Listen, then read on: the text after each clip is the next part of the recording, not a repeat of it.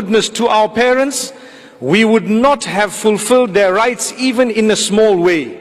أتى رجل من اليمن A man came from Yemen, وقد حمل أمه في الحج على ظهره carrying his elderly mother on his back, من اليمن إلى مكة from Yemen to Mecca, على ظهره.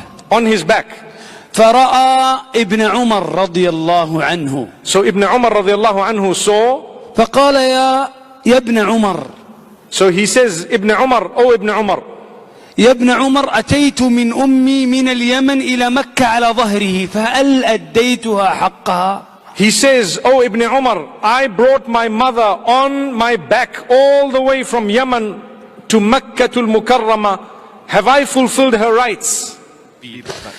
قال ابن عمر لهذا الرجل، Ibn Umar radiallahu anhu said to this man, ولا طلقة من طلقاتها أثناء الولادة. you haven't even gone through a small portion of what she went through when she just gave birth to you. ونختم He says, I end بقوله سبحانه with the statement of Allah subhanahu wa ta'ala, وقضى ربك ألا تعبدوا إلا إياه وبالوالدين إحسانا